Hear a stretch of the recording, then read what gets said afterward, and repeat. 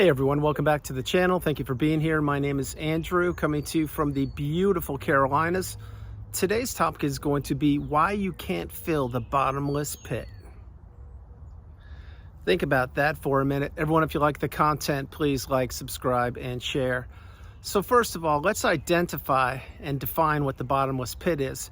Bottomless pit is a metaphorical term for something that can never be filled, meaning, example, if you have a glass, and let's say there's a hole in it, and you keep on pouring water or liquid into it, well, the water continues to go through the bottom of the glass and it can never be filled. There is a bottomless pit.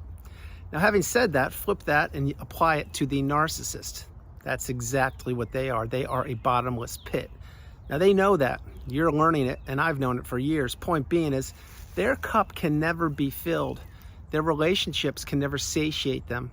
They can never, ever stay in a stable, healthy, two-way relationship for any period of time. You see, the narcissist, what they want to do is continue to puncture holes in that cup and puncture holes in that relationship. And they want to destroy these relationships over time. Go back when you first met the narcissist, you probably experienced the love bomb / euphoric stage when you thought everything was going swimmingly. This person was amazing and you were on cloud nine and you were really in a euphoric state of mind. You couldn't get enough of them, and guess what? They couldn't get enough of you. The difference between the two of you was that you legitimately either A, were falling in love with them or really cared about them because you have a high level of empathy and you keep your word. And above all, you don't manipulate people and you don't wear a mask. Flip it to the narcissist. They wear a mask. They manipulate people. They want to get people stuck in that zombie-like, trance-like state, which is known as the narcissistic fog. And what they want to do to get people in there is they have to do some work in the beginning during the love bomb / euphoric stage. And this is when they will assimilate themselves with you. This is when they will mysteriously like all of your music groups. It's when they will be liking the clothes you wear. They'll like your hairstyle. They can't believe you have the best job ever and what an amazing human being you are. So this is when you are believing that everything that they are saying is true. And it's almost too good to be true. Why? Because yes, it is or it was too good to be true. They were mirroring back to you things that you wanted to see. They were filling in you on toxicity because you weren't taught this in school. They were manipulating you and they were getting as close to you as you would possibly allow them. But again, their idea of a relationship was to get somebody hooked on them. It's as if they were trying to pour their toxicity into your veins. But in the beginning, it seemed like everything was going really well. Well, again, that was the mask. Having said that, once the narcissist knew that they had you where they wanted you, which was in a relationship, and once you uttered words such as these, I love you, let's relocate, let's go into business, let's have children, let's get married, let's move in together, if I didn't say that, etc. Once you did any and or all of those things, now the trap was set. You were now in it, but you didn't know you were in it, and now you were giving more and more and more of yourself to this person who is trying to enter or to have you enter a devaluation stage or enter the relationship under false pretenses, basically trying to smother you and keep you isolated away from your support system. Now, I'm bouncing around a lot here, but the point being is that when the narcissist knew that they had you where they wanted you, this is when they began to pepper you with more and more abuse. All of a sudden, your haircut wasn't the most beautiful. All of a sudden, your job, you didn't even know what you were doing. All of a sudden, you couldn't buy the right peanut butter at the grocery store. All of a sudden, you were making too much noise in the house and they didn't like your music. And then you would say, wait a minute, remember we used to dance and play this music all the time? You loved it. And they would say, what are you talking about? We never did that. Gaslighting right there. Or invalidating you, or having you question yourself. This is what the narcissist does, and it's what they did. So remember, if you were taught this in school, you could have wrapped your head around and identified what triangulation was, what the smear campaign was, what financial abuse was, and even gaslighting, but you weren't taught this in school. And because you were an open book, an empath, a kind, loving, stable, healthy person, because you didn't know that narcissism existed to the level it does, you were ripe for the picking. You were what I call a new shiny object or a new supply. But remember, that's a narcissistic term. How I look at you is as a beautiful, bright, shining light, just how I look at myself. We are an abundant human being. We're full of love, of empathy, of kindness, of growth. But going back to the narcissistic terms, that's what you were. You were what is called a supply source. So then the narcissist knew they had you. They also knew that that relationship that you were a part of with them, that it was going to expire. It was going to end one day. When it would end, that would be up to them most likely. How long you would stay in it, again, that would be up to them most likely. Would you be kicked to the curb earlier? That would be up to them most likely. Would you end it yourself? Highly doubtful. But there are people, very, very strong people, who have removed themselves from the toxic narcissistic relationship when they were in it. And I applaud all of you people. You did something that I and many people couldn't do when we were caught up in the trauma bond, which was exit the relationship. But then again, most of us knew something was off and something was wrong, but we didn't know what it was. Having said all that, being in a narcissistic relationship for 1 minute is 1 minute too long.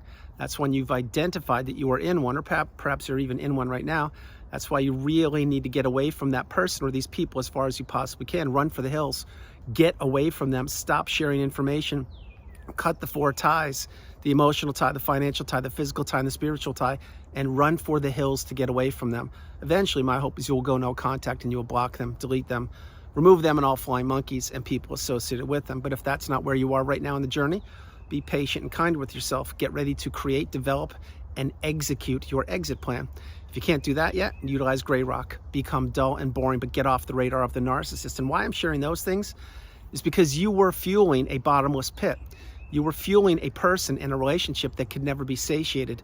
The more you gave to the narcissist, the more they wanted. The more they wanted, the less you had. The less you had, the more they looked elsewhere for your replacement. This is the conundrum. This is the crux. This is one of the very, very challenging parts of every narcissistic relationship, because people such as yourself, you were giving to a fault, probably a people pleaser. You had a high level of empathy and you didn't have boundaries. You certainly couldn't say no, the strongest word in the English language, but perhaps you either fell in love with that person or you loved them or you cared deeply about them.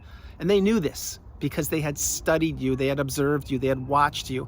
They watched the way you walked, the way you talked, the way you used your mannerisms, the way you used your words, the way you cared, the way you asked so many questions, because you just had to understand what they were talking about.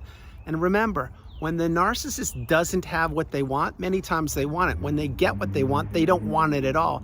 They're like a petulant child with a Barbie doll or a Ken doll. Once they get it, they play with it for a day or two, and then they put it in the toy box or put it up on the shelf, and then they want a new toy. And that's exactly what the narcissist wants.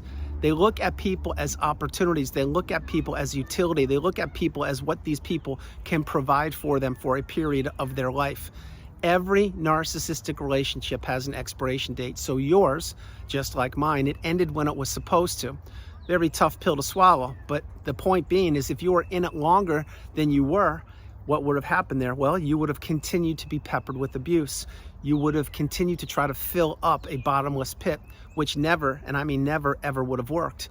Because while the narcissist was puncturing holes in that cup, as I mentioned in the beginning of the video, you kept on trying to plug them up and do more and more for them, to the detriment of yourself, to the improvement of them.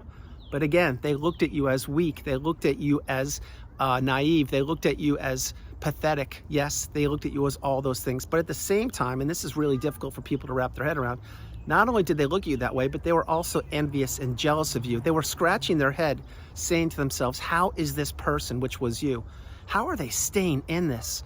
I keep on devaluing them. I'm verbally abusing them. I'm slamming doors on them. I'm financially abusing them. I'm triangulating them. I'm ghosting them. I'm blaming them. I'm giving the silent treatment to them. I'm doing whatever I can do, and they're still hanging in there. The reason you were still hanging in there, not only because you didn't know what the terms and the definitions were, because you were a committed person to the relationship. And the narcissist knew that. That's why they were trying their best to break you, to break the relationship, and to take anything that mattered to you away from you for themselves. Again, they accomplished this for a period of time, which was the length of the relationship, but they can no longer do it, because my hope is you are out of the relationship and you have healed, or you are healing. You are no longer tolerating toxic behavior. You now have boundaries. You can say no, the strongest word in the English language. And remember, for all of you, say it at home with me while you're watching this YouTube video. When you say no to something or someone, you are saying yes to yourself. Yes, play that part of the video. Play it over and over and over again. No is a complete sentence. It is the shortest sentence in the English language, and it means one thing: no. So having said all of these things, when you were trying to fill the bottomless pit, you didn't know it was a bottomless pit. You didn't know that the narcissist, any chance they could get away from you, they will be texting other supply sources. They will be making other plans and breaking plans with you. They would be future faking with you. They would be knowing and looking at the calendar when your birthday was, when holidays were, when graduations or pay raises took place to not be available. They knew that when your health was taking a hit that they would be nowhere to be found. They knew also that when your money ran out, so would they. They also knew that the more that they blew up the relationships that you were a part of, which also included with your immediate family members, your colleagues, neighbors, coworkers, friends, people in hobby groups and organizations you were part of, the more they blew those up, the less support you had. The less support you had, the more you would be talking to them. And the more you were talking to them, the more you were giving them information about yourself. The more information you gave to the narcissist about yourself, the more they would weaponize it against you. This is why you can never win in these relationships. This is why these relationships are bottomless pits. This is why they never improve. This is why the narcissist, as they get older and they age, they become the aging narcissist, because they fine-tune their skill set of manipulation. They fine-tune their craft of blowing up relationships, and they just administer it to new supply sources or recycled supply sources, people who haven't healed yet. Once you wrapped your head around that you were giving everything and more to a person who was gladly taking it with open arms and giving you absolutely nothing in return, and once you realized that you had nothing left to give, like that famous book, The Giving Tree, you couldn't give anymore because you had no more to give. And once you realized your health took a hit, your finances took a hit, your relationships had all blown up, you couldn't focus on your job any longer, and you were a shell of yourself. When you realized that they were nowhere to be found, i.e. maybe even a discard, when you realized that, you said, wait, this person, did they ever care about me? Well, the answer to that question is no, they didn't.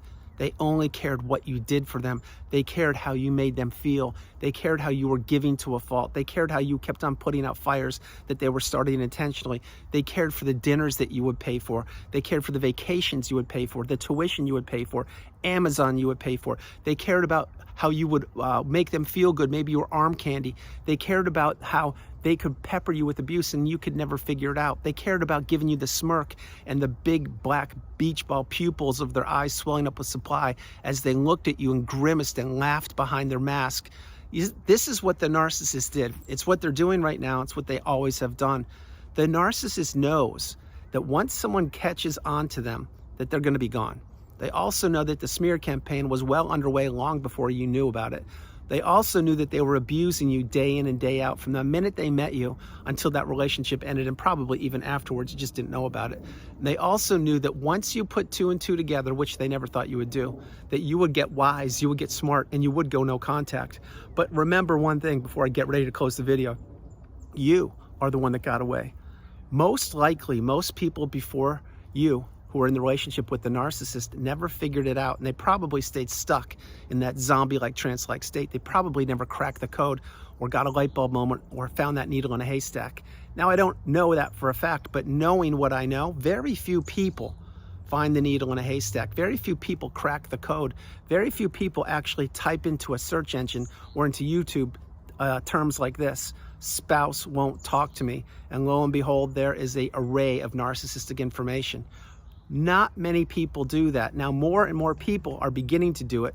More and more people on the planet are becoming awakened and aware, and they're realizing that these people, i.e. the narcissists, they are bottomless pits. And all they want to do is acquire, accumulate, take, steal, lie, cheat, steal, and destroy people's lives. So remember, there's not enough money on the planet. There's not enough beauty.